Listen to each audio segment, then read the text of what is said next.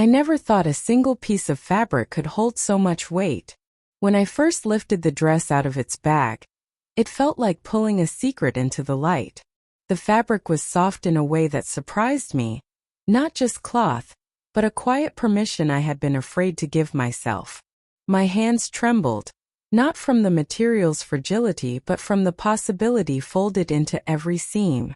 For years I had rehearsed this moment in the margins of my life, a looping fantasy that lived in pockets of quiet. A glance in a mirror, a closed curtain, a night when the house was already asleep.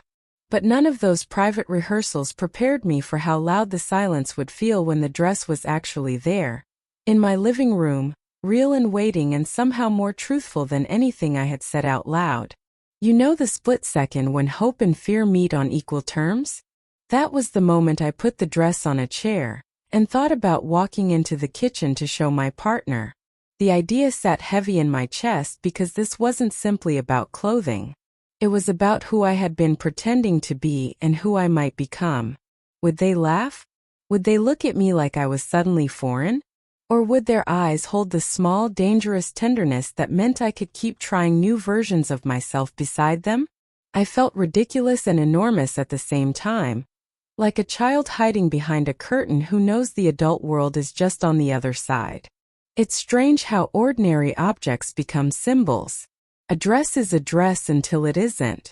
Suddenly it represented truth, risk, possibility. And so I found myself tracing the hem, counting the stitches, bargaining with my own nerves as if that might change the outcome. I made a list in my head of reasons why I shouldn't do it tonight. We had plans, it was late, what if they were too tired to be patient? Then I made another list, smaller but sharper, of reasons I needed to do it. The ache of hiding, the way every small deception dents intimacy, the tiredness of living a half-life that stole the easy joy from ordinary mornings. When I finally stood there with the dress folded in my arms, everything felt surreal. The house hummed with ordinary sounds. The clock, a distant commercial on the television, the mild clink of dishes. Those noises became anchors, reminding me that life would not shatter if this conversation went badly. That thought steadied me a little. But honesty carries its own vulnerability. It asks for witness, and I didn't know if my partner could offer a reflection that would keep me safe. There was a question I couldn't stop asking myself. Is love the kind that bends to include the truth? Or is it the kind that expects you to fit into a mold? I remember rehearsing the words softly, brutally for what felt like an hour. I want to try something, I planned to say. Or maybe, I need you to see me. Each version felt less adequate than the other because language can only point at what we feel. It cannot hold it. In the end, I didn't pick the perfect phrase. I walked into the room and let the dress fall into the space between us. That small action did more than any speech could. It transformed a private tremor into a shared pause. My partner looked up from their book, took in the dress, and then looked at me.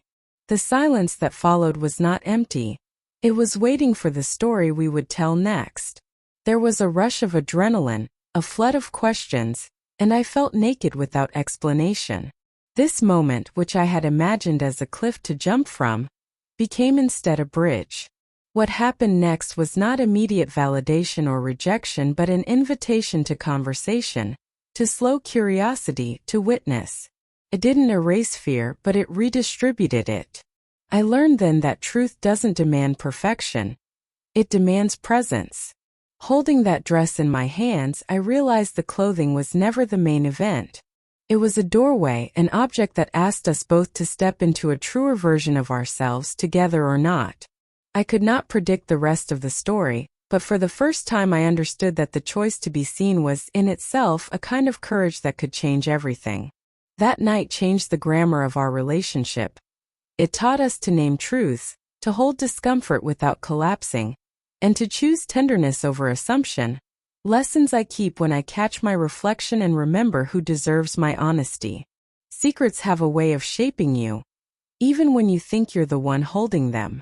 For years I carried mine like an invisible backpack, heavy and unspoken, weighing down moments that should have felt light. It started quietly, with small sparks of curiosity I pushed aside. I told myself it wasn't important, that it didn't matter. But of course it did.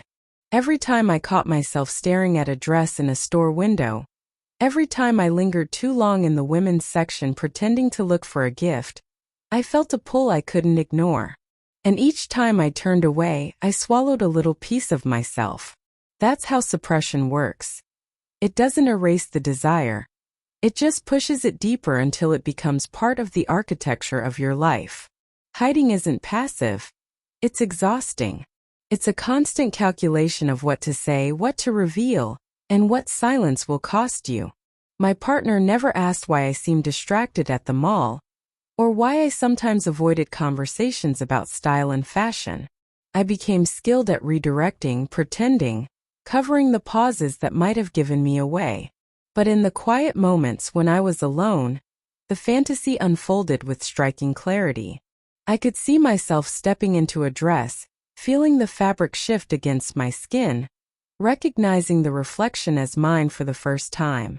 The image was vivid, beautiful, but also dangerous. Because every time I imagined it, the same question appeared like a shadow. What would my partner say if they knew? That question shaped my silence more than anything else. Relationships are built on trust, but trust requires risk, and risk requires a willingness to lose. I couldn't bring myself to gamble with the most important connection in my life. So I told myself I was protecting them, sparing them confusion or discomfort.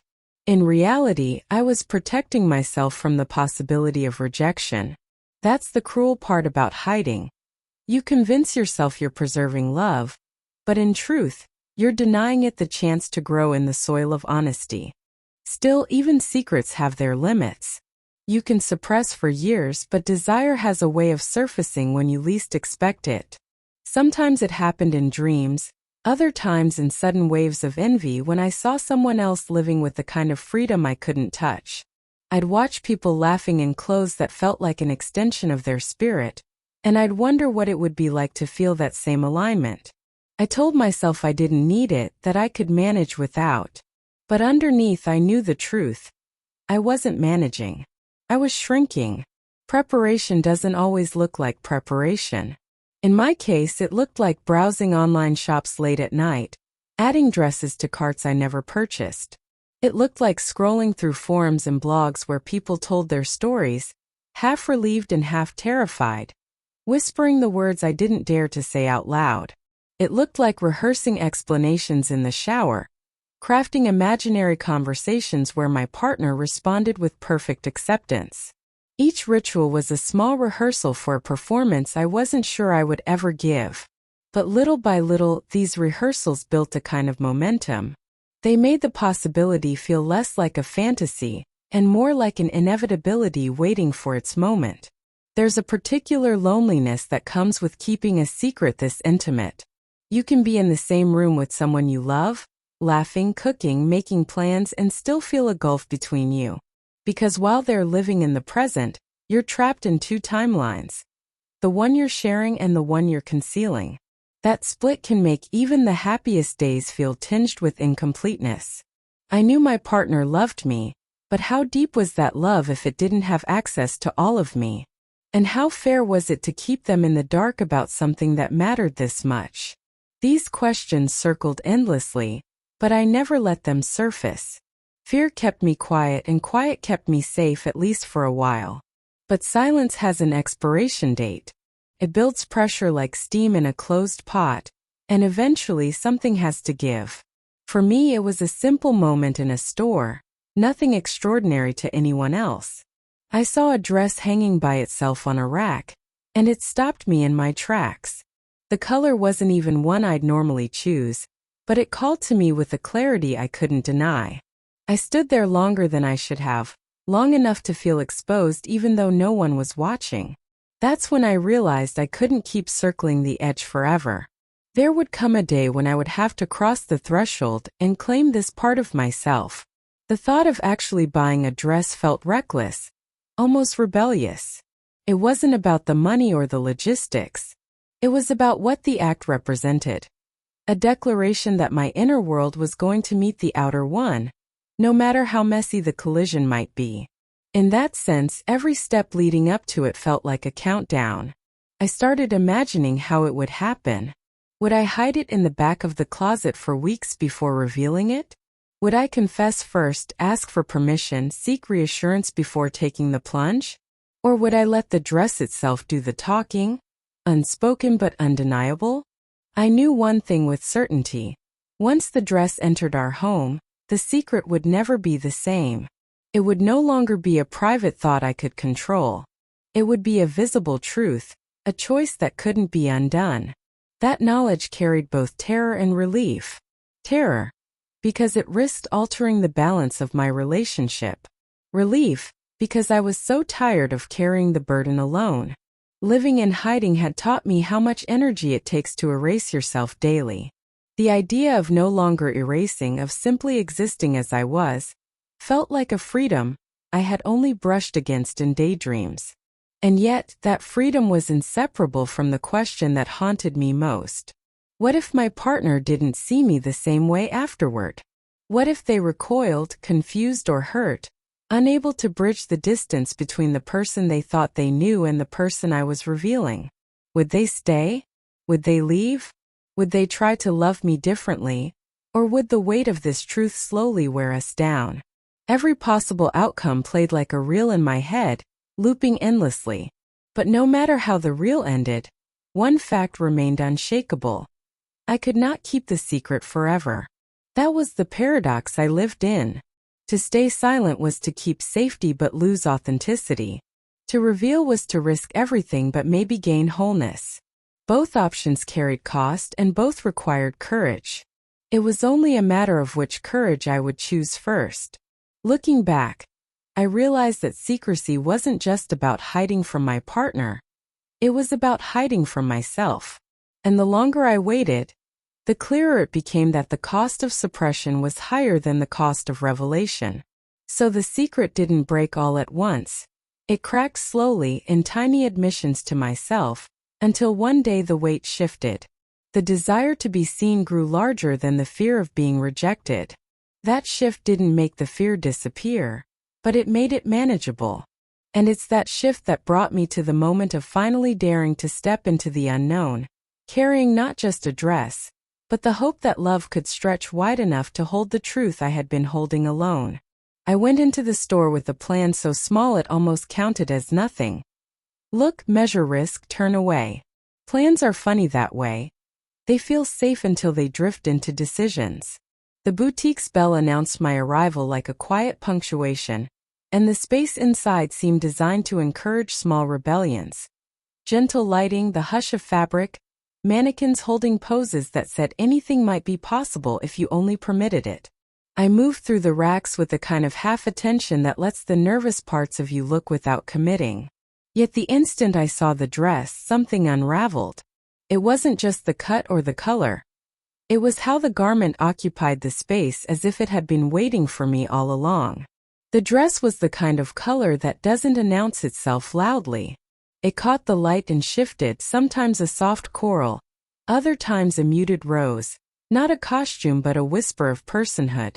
When I reached out, the fabric replied under my fingers, a cool softness that made the skin at my wrist stand up. That small sensation, the brush of fabric against skin, triggered a cascade of memories, watching others move freely through. Clothes that confirmed who they were, my own private mirror experiments that ended with me quickly pulling away, the recognition that clothing can be more than protection. It can be a translation of inner truth into something others can finally see. For a second I forgot to breathe, as if that touch had named something I had been avoiding. Shopping that day felt like a negotiation with myself. Practical arguments lined up in my head, sharp and disciplined, telling me to walk away. It's too expensive. It's not your size. You'll never wear it. Rationalizations I had been repeating for years were suddenly right there, rehearsed and ready to keep me small. Opposing them were quieter arguments, ones that sounded unfamiliar but rang with a strange honesty. What if this is who I look like when I am finally true to myself? What if wearing this doesn't turn me into someone else but simply shows the person I already am? That possibility both unsettled and electrified me. There is a particular kind of courage required to stand at a rack and choose. It isn't cinematic, it doesn't roar.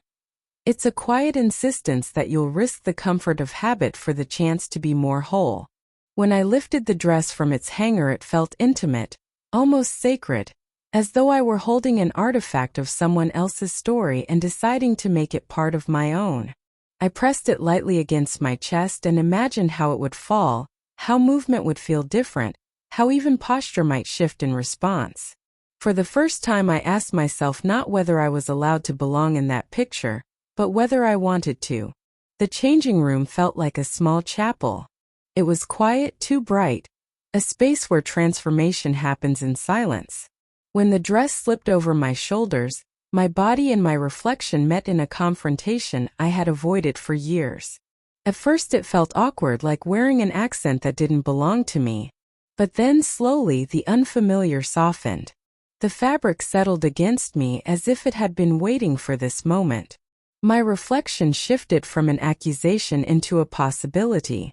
It wasn't perfect and it wasn't polished, but it was real. I could see a version of myself that I had been sketching in imagination for years finally forming into focus. That moment carried its own danger, because once you see yourself differently, you can't unsee it. The mirror didn't just show me fabric, it showed me a future. And futures are dangerous because they demand choices. I thought of my partner. Would they recognize me in this? Would they laugh nervously? Or would they pause in awe? Or would they simply not know what to say? I could almost hear their voice, every possible inflection of it. The anticipation of their reaction was as heavy as the dress itself. But underneath the fear, a strange calmness emerged. If they could see me like this and still choose me, our love would expand into something wider than I had ever imagined. Carrying the dress to the counter felt like crossing a line. It was not grand, no one applauded, but my heart was hammering as if I'd run a mile. I kept thinking about how easy it would be to put it back, to slip out unnoticed. Yet my hand stayed steady, and I realized the steadiness itself was an answer. Buying it wasn't just a transaction. It was a promise to myself. The shopkeeper folded it carefully, handed me the bag, and smiled without ceremony, as if this wasn't life-altering. And maybe to them it wasn't. But to me it was as if possibility had finally become weight, texture, reality. When I carried the bag home, I felt strangely protective. I didn't want to shove it into a closet or treat it like contraband. I laid it on a chair with deliberate care, the way you place something valuable you haven't yet found words for. Its presence filled the room quietly but insistently. I realized then that I didn't want it to become another secret I pushed to the shadows. Its very existence was a reminder that hiding was no longer sustainable. Choosing the dress reframed how I thought about risk.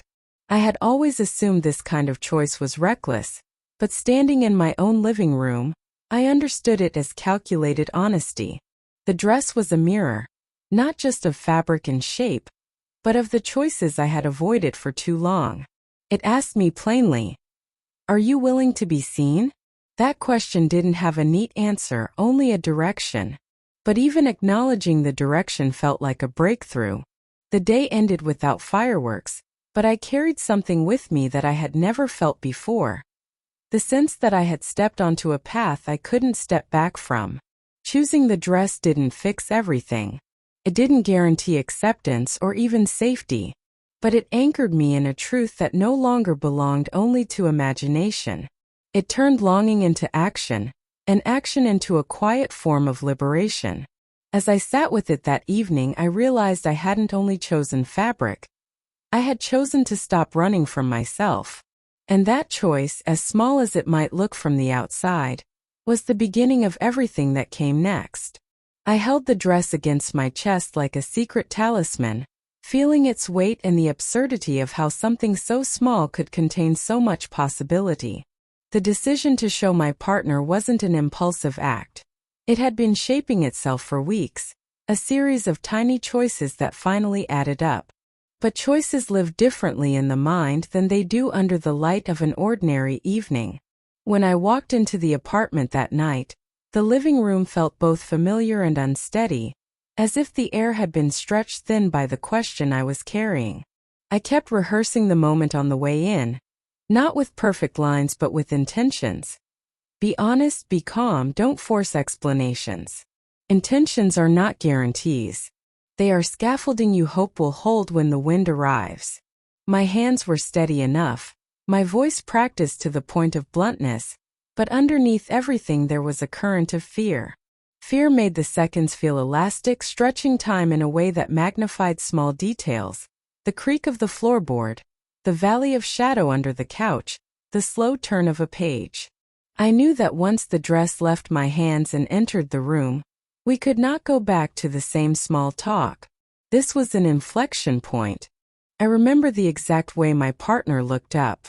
Their face shifted from the soft focus of reading into a question, not immediately judgmental but uncertain, opening like a hand waiting to be taken or withdrawn. That silence was loud. It could have been empty, but it hummed with potential answers, each one bending the future in a different direction. In that stretch, everything I had rehearsed felt insufficient. Words are blunt tools for delicate things. They can point, but they rarely hold the whole picture. So I let the dress speak first, placing it on the arm of the sofa where the ordinary objects of our life sat, remote, mug, keys, so it might be read in context. Their eyes tracked the dress and then me, moving with a careful economy like someone watching a storm roll across the horizon. I tried to read the expression the way you read waves, looking for patterns, small signs that would tell me whether to stay or to brace. There was surprise, undoubtedly, but not the immediate recoil I had feared. Instead, there was a narrowing of the gaze that suggested thought, not verdict. It was the kind of look that said, I am listening but I need to understand. I had imagined dozens of ways this could go. I had imagined laughter that oiled away the tension with a joke. I had imagined anger that slammed a door and left everything unspoken. I had imagined confusion so dense it would take months of piecing together to make sense. Today, in the half-light of our living room, none of those rehearsed endings fit. Instead, reality offered something messier. A moment suspended between recognition and comprehension. It felt like the world paused to let us decide how we would continue. Saying the words was harder than I expected. Perhaps because language asks us to flatten complexity into a shape the other person can hold. And this truth of mine was more like a constellation than a single sentence. When I finally spoke, the sound of my voice surprised me. It wasn't the shaky whisper I'd feared. It was steadier, lined with the kind of clarity that comes from having sat with a feeling for a long time. I bought something, I said.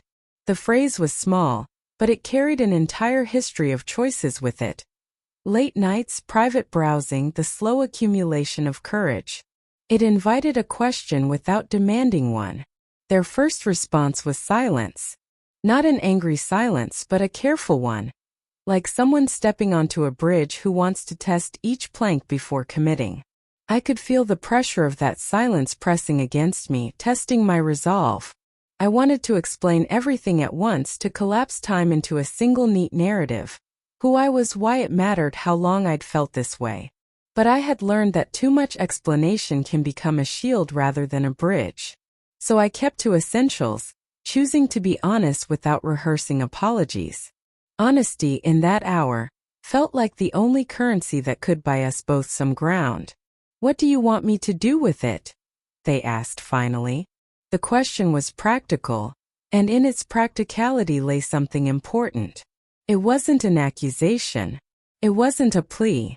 It was an invitation to consider possibility together. I could have swallowed the question and left the dress as a symbol of private desire. Instead, I placed my palms on the fabric and replied truthfully, I want you to know me better. I want to try it on, and I want you to see me. Saying those words made the stakes clear. They turned a quiet longing into a public act of trust. The idea of actually wearing the dress in front of them felt like stepping into a current whose direction I could not control. There was a vulnerability to it that felt unspooled and raw. Yet vulnerability is not merely exposure. It's a decision to make a part of yourself legible to someone else. I had been legible in many ways, partner, friend, roommate, but this aspect of myself had been footnoted, as if not central to the story of who I was. Bringing it into the room was an act of recentering, an insistence that my identity could include contradictions and still be coherent. As I began to slip into the dress, time did that strange thing of elongating and compressing. The fabric kissed my skin in a kind of greeting, a small reintroduction between body and possibility. My hands were steady, but my mind catalogued every sound and movement, the soft rustle, the micro-gestures of my partner's hands, the way their face rearranged itself as processing continued. There was no theatrical unveiling, no dramatic flourish. Instead, it was intimate, a slow rearrangement of what we both assumed about each other. That slowness paradoxically made it more intense. There was no hiding here. Every adjustment and breath seemed to hold a conversation. I watched my partner watching me, trying to read their reaction the way you read a map in uncertain territory. Their expression folded into something like astonishment, then shifted to an attempt at empathy. In those moments I wanted to look away, to spare us both the friction that comes with the newly revealed. But I stayed. Staying felt like a test and like a pact. It was a promise to myself not to recoil at my own reflection, and a promise to them that I trusted the bond we had built enough to risk its seams. When they finally spoke, the words were careful, measured. "You look different," they said, and there it was, the small imperfect attempt to translate surprise into language. Different could have been a knife, but in that particular cadence it felt like a doorway being opened a little wider. They asked questions about how long I'd felt this way, what it meant, whether it changed what I wanted from our life together. Those questions were not weapons. They were tools, tentative attempts to understand. I answered as plainly as I could, holding to my own truths without forcing their resolution. There was a moment when the conversation could have fractured, when a word, a tone, a gesture might have snapped the thread we'd been following. In that instant I felt the old fear rise, the fear that being seen would mean being less loved. But then something else surfaced, an awareness that love is not static. It is negotiated and renewed. We began to speak not from scripts but from curiosity, which is a kinder, more durable place to start. I learned that night that a partner's first stunned reaction is not the definition of their capacity to adapt. It is merely the opening note in a longer dialogue. Even so, the first moments after the reveal are undeniably raw. Shock rearranges the ordinary geometry of a relationship. It creates new angles from which to see each other. My partner's initial look was a mix of wonder and disorientation, as if they had been given a lens they didn't know they needed. It left both of us holding a kind of breath, neither sure of what to exhale. That breath, I realized, felt less like an ending and more like a bridge. It suggested the possibility of crossing into a new shared vocabulary, where my truth could be named without shame. What I couldn't predict was how small kindnesses would matter in that first hour. The way they reached out to steady me without words. The way their fingers lingered on my shoulder as if to reassure that proximity could survive recalibration. It wasn't grand declarations that smoothed the way. It was the accumulation of provisional gestures, the slow alignment of two people deciding to keep walking together step by step. In the hush that followed, the room felt both heavier and more honest. Fear still circulated, but it no longer had the power to isolate. As the evening wound on, the initial shock softened into conversation. We traced the history of my secret, not as accusation but as mapping. I told them about the nights of private rehearsal, the small ways I'd tested the idea in safe corners of my life. They told me about their confusion and about the parts that surprised them. Listening in that hour was an act of repair and discovery. It wasn't tidy. There were pauses, moments of unspoken worrying. But there were also glimmers of understanding, little acknowledgments that what had been hidden could now be integrated into the whole of us. And then just when I thought the night might slow into a steady sort of acceptance, my partner's face registered something new. A stunned, open gaze that combined surprise with an odd tenderness. It was the kind of look that could hold 1,000 questions and no immediate answers. A look that suggested the conversation was far from over, but that something important had shifted. That look closed the first chapter of the reveal and opened the next, a quieter, more deliberate chapter where the real work and the real intimacy would begin. The silence after the reveal was unlike any other silence I had ever felt in our relationship. It wasn't empty or careless. It was loaded, trembling with the weight of what had just entered the room. My partner's eyes moved slowly, first on the dress, then on me, then back again, as if trying to merge two images into one. For a few moments they seemed to be working through something wordless, their face shifting in small, almost imperceptible ways. Confusion lived there, yes, but not the kind that slams doors. It was the softer kind, the type born when you're trying to adjust the lens through which you've always seen someone. I stood frozen, barely breathing, wondering which way that confusion would tilt. Toward rejection or toward recognition. Every instinct in me wanted to explain, to fill the silence with words that would make it easier. But I resisted because I knew this wasn't just about me confessing a truth. This was about them discovering how that truth fit inside their own sense of us. And discovery takes time. So I waited, and waiting felt like standing on the edge of a cliff, looking down at every possible outcome. Finally, they exhaled in a way that felt heavier than words. Their shoulders dropped, their eyes softened, and they said quietly, "I didn't expect this." Those 4 words cracked the tension like a pebble breaking the surface of still water. It wasn't acceptance, but it wasn't rejection either. It was a doorway. A small one, narrow, tentative, but still a way forward. I nodded, not rushing, just giving them space to step further if they chose. "I know," I replied. My voice was steadier than I felt. "I didn't expect it either, not fully. But it's been with me a long time. I wanted you to know me. Really know me." Saying it aloud was like pulling a thorn from under my skin. It stung, but it also relieved something that had been festering for years.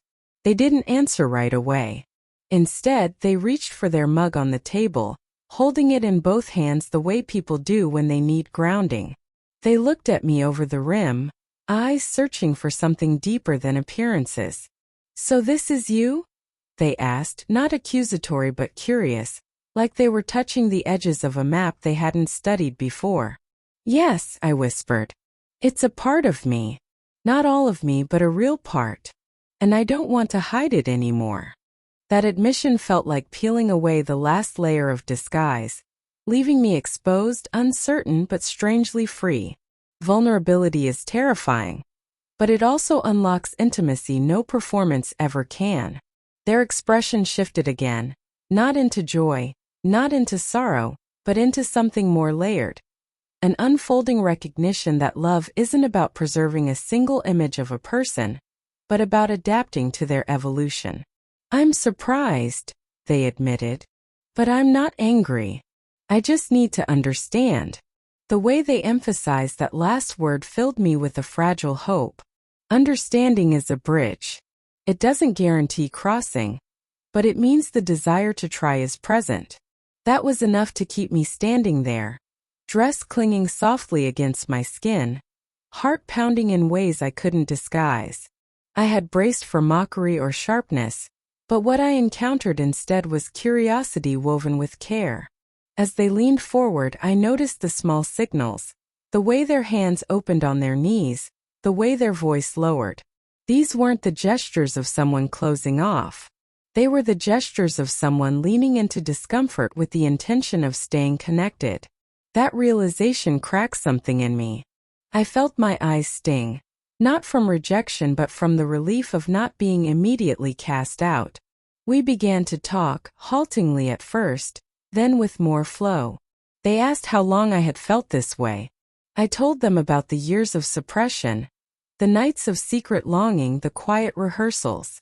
I told them how exhausting it had been to hide, how heavy it was to carry a version of myself in silence.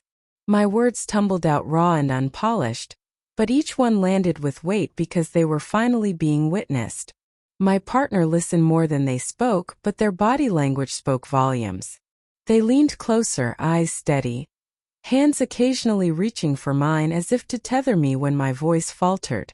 Those small gestures mattered more than declarations could have. They were proof that proximity could survive revelation, that love could stretch instead of snap. The emotional release came not in one dramatic outburst but in waves. First came tears, mine more than theirs, the kind that break not from pain but from the lifting of a burden. Then came laughter, oddly enough, a shaky, nervous laughter that acknowledged the absurdity of how long I had waited to share this. That laughter didn't erase the heaviness, but it softened it, reminding us that we were still us, still capable of finding light, even in the unfamiliar. They admitted their own fear too, the fear of not knowing how to respond, of saying the wrong thing, of failing me. That honesty was a gift. It reminded me that vulnerability is mutual, that revelation is not a one-way street. By letting me see their fear, they invited me to hold space for them as well. This wasn't just my transformation, it was ours. As the night unfolded, I noticed how their gaze changed. At first it had been wide-eyed, startled, scanning for comprehension. But as we talked, it softened into something warmer, steadier. It wasn't the gaze of someone who understood everything, but of someone who had decided they wanted to learn. And that decision carried more power than perfect understanding ever could. At one point they reached out and touched the fabric of the dress. That small gesture nearly undid me. It was such a simple act, fingers brushing fabric, but it symbolized acceptance at a level words couldn't touch. It said, "I'm not afraid of this. I'm willing to connect with what this means to you." That single touch collapsed hours of fear into a single pulse of hope. We sat together, closer now, and began to imagine what this might mean for the future. Not in rigid plans but in open possibilities. Could I wear the dress at home? Could I explore this part of myself without it threatening what we had built? The conversation wasn't about limits so much as about invitations, a shared exploration of where honesty could lead us. The intimacy that grew from that night was unlike anything we had known before. We had shared secrets before, yes, but this one carried the weight of identity, the risk of altering how we saw each other forever. The fact that we could sit with it, breathe through it, and still choose connection, that was the real revelation. It wasn't just about the dress. It was about the courage to be seen and the willingness to keep choosing each other, even when the picture shifts.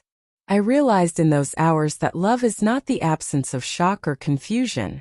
Love is what remains when shock settles and confusion lingers, the choice to stay curious, to keep leaning in. My partner's emotional reaction wasn't a straight line from surprise to acceptance. It was a winding path. Confusion, fear, tenderness, curiosity, and finally, the tentative beginnings of support.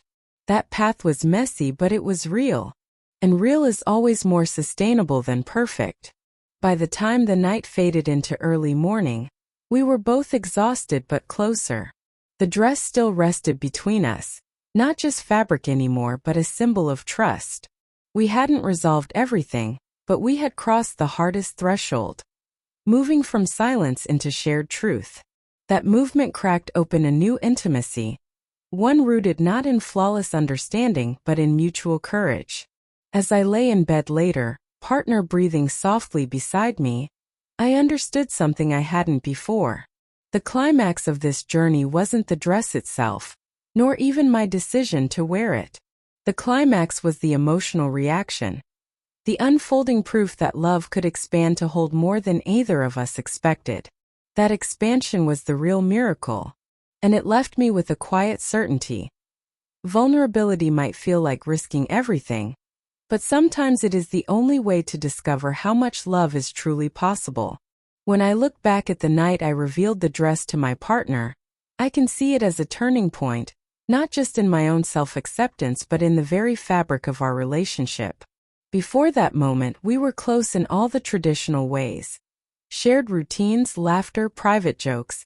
an ease that comes with knowing another person's habits almost as well as your own. But there had always been a silent wall, something I didn't name and they couldn't guess. When I finally let them see the truth I had been carrying, that wall cracked. It didn't crumble all at once, but from that night forward, our relationship was different. Not necessarily easier, but deeper, rawer, more human. And I began to understand that love isn't just about fitting together smoothly. It's about choosing to expand when new realities demand more space. The first change was trust, and trust has a strange way of showing itself. It didn't come with grand speeches or sweeping declarations. It came with the quiet moments afterward, when we would sit together and not pretend. For years I had been editing myself in ways they didn't even notice, holding back comments, masking curiosity, avoiding small chances to express this hidden part of me. When that mask slipped, I felt exposed but also strangely relieved. And my partner responded not by recoiling but by leaning closer, asking questions, wanting to understand. That willingness became a foundation we could stand on. It taught me that honesty isn't just about saying the truth. It's about trusting the other person to hold it without crushing it. With trust came intimacy of a kind I hadn't known before. People often think intimacy is only physical closeness, but intimacy is also being known. To be fully seen by someone, including the parts of yourself you fear might not be lovable, is an act of extraordinary courage. I discovered that the simple act of being able to mention the dress or to talk about how I felt when I wore it brought us into a new kind of closeness. My partner didn't always have the perfect response, and sometimes their hesitation revealed how much they were still processing. But even in the hesitation there was care. An unspoken promise that they wanted to walk through it with me instead of away from me. That shared effort became its own form of intimacy. Two people stumbling, learning, choosing to stay. Of course, change was not without complexity. There were challenges, moments of tension that tested us both. Sometimes my partner would pull back, unsure of what to say or afraid of misunderstanding me. Other times I worried I was asking too much, too quickly. The dress, simple as it was, carried years of meaning for me, but for them it was brand new. It would have been unrealistic to expect instant comfort or clarity. And in those harder moments I had to learn patience, the same patience I had hoped they would extend to me. Relationships are not built in the calm. They are refined in the places where discomfort asks you to grow.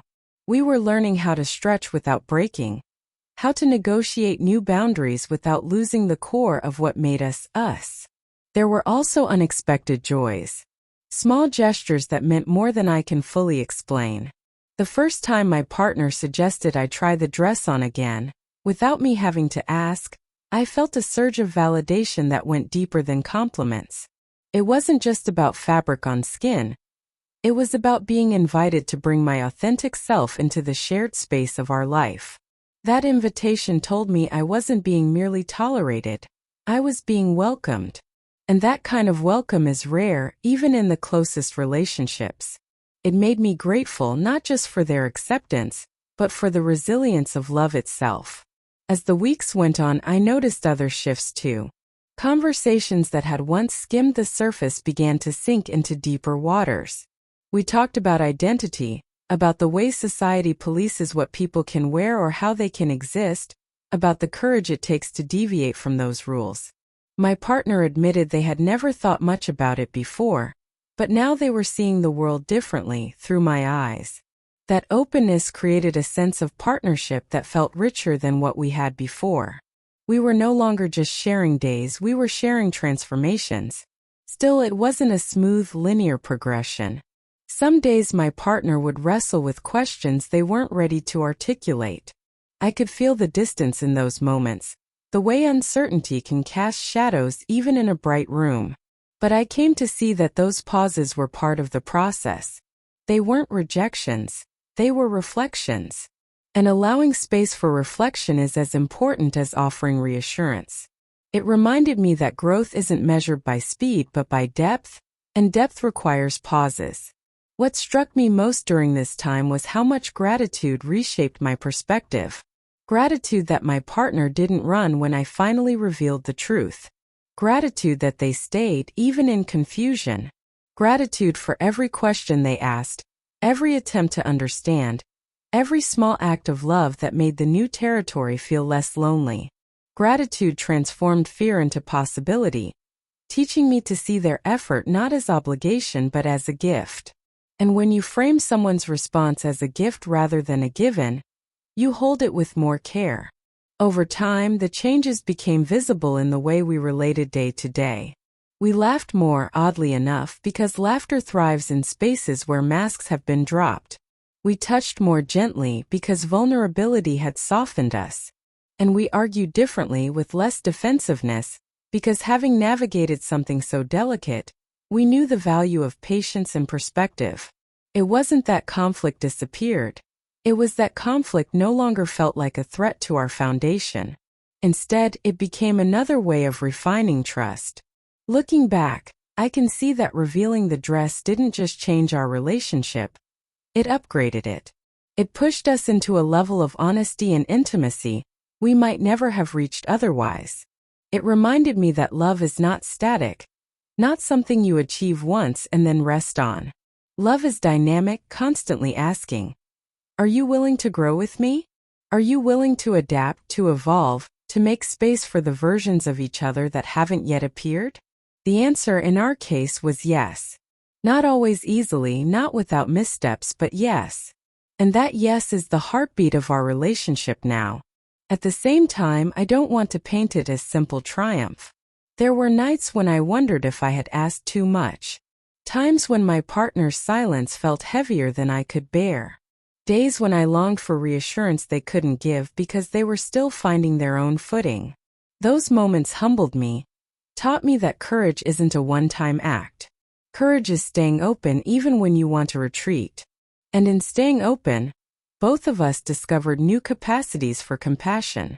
I often ask myself what would have happened if I had never told them, if I had kept the dress as a private secret tucked away. On the surface, our life might have looked easier, smoother, less complicated. But I know in my heart that something essential would have been missing. We would have lived side by side, but not heart to heart. And I would have remained a stranger in my own home. By risking honesty, we gained something irreplaceable. A relationship built not just on comfort, but on authenticity. That authenticity now colors everything. When I smile, it feels fuller. When I reach for their hand, it feels truer. And when we talk about the future, I know we are planning for a life that includes all of me, not just the curated version I once presented. That knowledge is a profound source of empowerment, because it means I am no longer performing within my own relationship. I am simply living and being loved in that living. In the end, what changed in our relationship wasn't just the addition of a dress or a new layer of identity. What changed was our understanding of love itself. Love proved itself not as a static promise but as a living, breathing practice of adaptation, patience, and trust. It became clear that the truest intimacy comes not from never being shaken, but from finding ways to steady each other when the ground shifts. That shift deepened us. It reminded me that love at its best is not about maintaining a perfect picture, but about holding space for every chapter as it unfolds. And that realization is something I carry with me, not just in the context of my relationship, but in how I understand connection itself. If you're watching this because some part of what I just shared echoes in your life, start with one truth. You are not alone. Wanting to experiment with clothing, to test an identity that feels tender and new, is not evidence of weakness. It is evidence of honesty. We learn to hide fragments of ourselves to keep the peace, but the cost of that peace is hidden. Small forfeits of joy. Minutes when you silence a laugh, mornings you shrink from your reflection. The dress I carried across the threshold was more than fabric. It was the ledger entry that balanced years of quiet compromises against a single visible choice. The first practical move I recommend is curiosity. Ask yourself what this part of you actually needs. Is it play? Expression? A fundamental shift in identity that will reshape how you move through the world. When you treat the desire as information rather than a scandal, choices stop feeling like moral judgments and start feeling like navigation. Curiosity softens urgency and gives you options. It makes room for experiments that are small, safe, and revealing, rather than dramatic leaps that burn paths you might later regret. Think about safety before spectacle.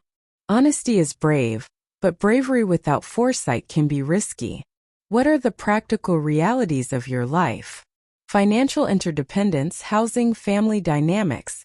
These are not excuses to hide. They are factors to consider. If there are genuine risks to your well-being, build a safety net first. A trusted friend, a therapist, a plan for temporary shelter if needed. Planning for safety does not reduce your courage. It protects your capacity to continue choosing authenticity over time.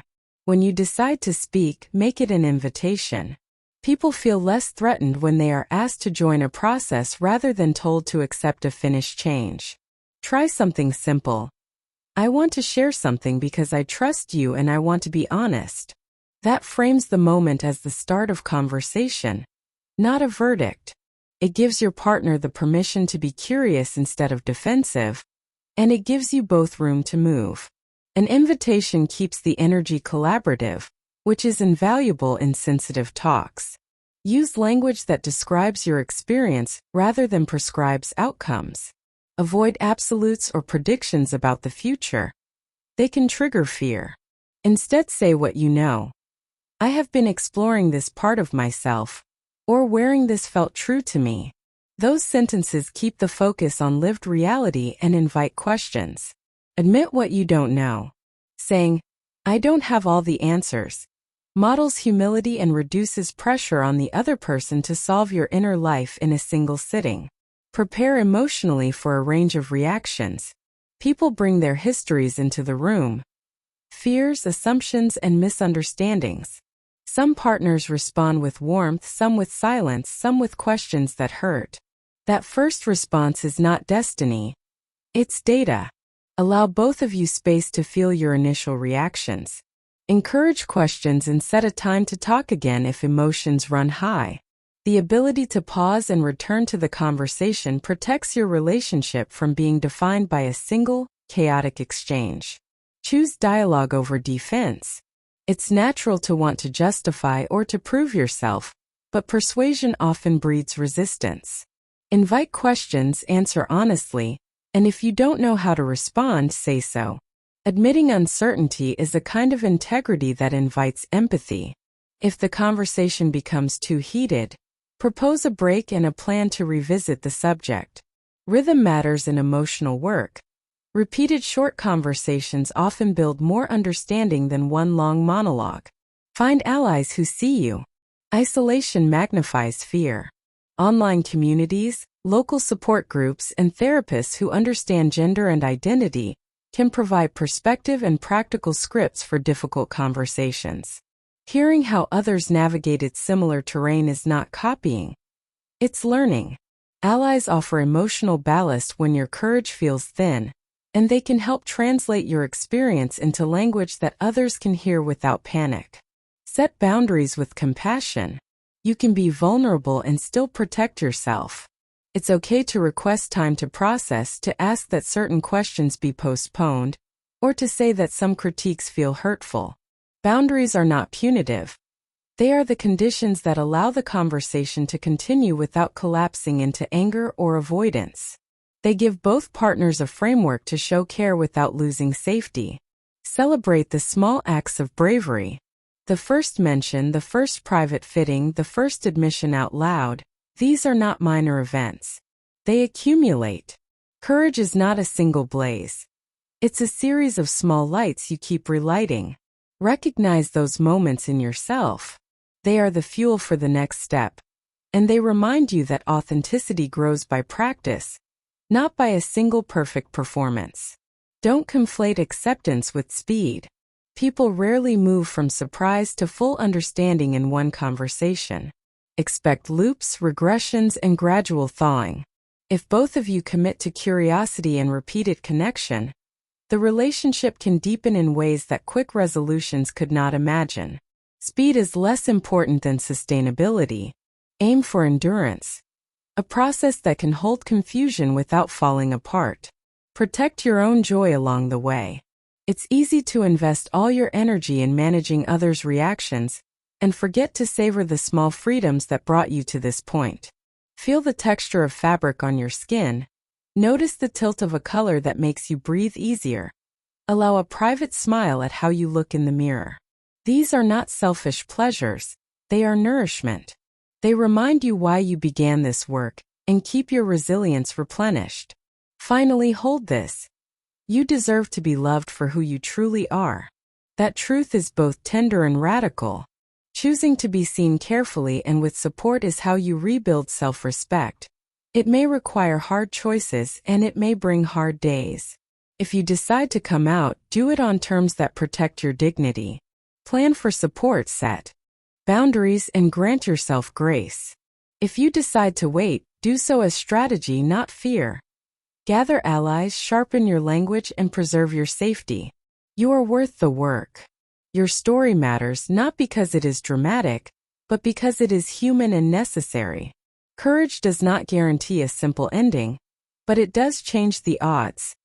It creates openings for deeper intimacy, for honesty that steadies instead of frays. The choice to live truer is contagious. It teaches others how to hold more. If you want concrete next steps, begin with 3 small acts. Name one trusted person who can witness you without judgment. Book a consultation with a counselor experienced in gender or couples work. And practice short, present tense statements you will use when you talk. Keep language simple. I've been exploring this part of myself. Or, I want you to see me. Avoid painting future scenarios or demanding immediate answers. Offer your partner time, invite questions, and consider couples counseling if conversations loop without repair. Above all, be gentle with yourself when progress is slow. Authentic living is cumulative. Each honest moment reshapes your life. Reach out to community groups and helplines when you need steadiness. You deserve support, patience, and the space to become who you are. That care, repeated, slowly builds a life where secrets lose their power and prioritize your safety and dignity. When I think back to the first time I held that dress, I realize now that it was never really about the fabric at all. The cotton, the stitching, the way it draped, those were details, yes, but what gave the dress its weight was everything it represented. It became a container for my fears, my hopes, and ultimately my courage. It was an object, but it carried a story, and that story changed the way I see myself, my partner, and even the meaning of love. For years, I believed the dress was the dangerous thing. I treated it like a spark that could ignite ruin if exposed to the wrong eyes. But what I've learned is that it was never the dress itself that carried risk. It was the silence around it. Silence was the true burden, the force that kept me hidden and kept my relationship from growing into its full potential. Once the dress came out of hiding, so did I. And in that act, I discovered that honesty, however messy or unexpected, almost always creates more room to breathe. The journey from secrecy to revelation was not simple, but it taught me something I'll carry forever. Authenticity is uncomfortable at first, but it becomes the only soil where love can take deeper root. A love that only thrives on curated fragments is fragile. A love that welcomes the whole of who you are, even the parts that surprise or confuse, is resilient. When my partner stayed in that room with me, even in their shock, they showed me that resilience. That moment was not polished or perfect, but it was real, and real is what sustains a relationship over time. I think about how small acts can ripple into transformations we could never predict. To an outsider, it may have looked like nothing more than someone trying on a piece of clothing. But to me, it was standing at the edge of a cliff and choosing to step forward instead of backing away. To my partner, it was being invited into a truth they hadn't expected but chose to hold anyway. And to us together, it was the beginning of a new chapter written with honesty instead of omission. That ripple changed the way we talk, the way we trust, and the way we imagine our future. It would be easy to romanticize it, to paint the night of the reveal as a perfect story where everything fell neatly into place. But real life doesn't work that way. There were hesitations, awkward pauses, and moments when neither of us knew what to say. Yet that imperfection was part of the beauty. It reminded me that love isn't measured by how smooth the road is, but by the willingness to keep walking even when the path is uneven. The dress forced us onto unfamiliar ground, but it also gave us a chance to test the strength of our footing. In the end, the dress became more than a garment. It became a mirror. Not just a mirror of how I looked, but of who I was becoming. Every time I see it now, folded neatly in my closet, I don't just remember the fear. I remember the bravery it took to let myself be seen. I remember the way my partner's hand steadied me. I remember the silence that could have broken us, but instead held space for us to grow. Those memories cling to the fabric more tightly than any thread, making the dress a symbol of something much larger than appearance. And here's the deeper truth I've learned. Symbols matter. We all have objects, moments, or gestures that become shorthand for transformation. For me, it was a dress. For someone else, it might be a conversation, a decision to leave a job, a journey to a new place. What makes these things powerful is not the thing itself but the decision behind it, the decision to live closer to the truth. Once you make that choice, nothing remains the same, because you are no longer negotiating your life from the shadows. I often wonder how different things would be if I had never revealed this part of myself. Outwardly, our lives might have looked more comfortable, but inside, I know I would have been living a smaller story, one marked by absence rather than presence. My partner would have loved me, but only the version I allowed them to see. And over time, that gap would have widened into distance. Instead, by risking honesty, we discovered a love that could stretch, adapt, and surprise us both. That discovery has made me braver not just in this area, but in how I live overall. The lesson I carry forward is that vulnerability is not the end of safety, it is the beginning of it. When you show up as yourself, you create the conditions where you no longer have to guard every word or action. Yes, it invites risk, but it also invites the possibility of deeper connection. That is what the dress taught me. That being seen is worth the tremble in your voice, worth the pause in someone else's understanding, worth the nights when fear tells you to keep quiet. Because the alternative, living unseen, costs more than it appears. So when I say the dress wasn't just fabric, what I mean is this: it was a threshold. A crossing point between who I was when I hid and who I became when I stepped into the open. It reminded me that courage doesn't look like confidence from the start. It often looks like shaking hands and uncertain steps. But those steps count.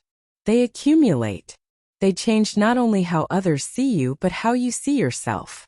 And once you've crossed that kind of threshold, you don't go back. You carry its lessons into every part of your life. If there's one thing I hope you take from my story, it's that your own version of the dress, whatever that is, might be waiting for you. It might feel ordinary to others, but to you it will represent the chance to live less divided, less hidden. And if you choose to step toward it, you may discover that love, when it's real, has more room than you thought. You may discover that acceptance, though not always immediate, grows when given honesty to feed on. And most importantly, you may discover that the part of yourself you've been afraid to show is not a flaw to erase but a truth to honor. The dress taught me that life becomes fuller when you risk being whole. It taught me that the people who truly love you will stretch to meet you there, even if it takes time. And it taught me that the scariest revelations can turn into the strongest foundations. That is why I say the dress wasn't just fabric. It was a story of courage, a symbol of authenticity, and a proof of love that endures. And if my story leaves you with anything, let it be the reminder that you too are worthy of being seen in full, not in fragments. Because when you step into that worthiness, you'll find that the world doesn't shrink, it expands.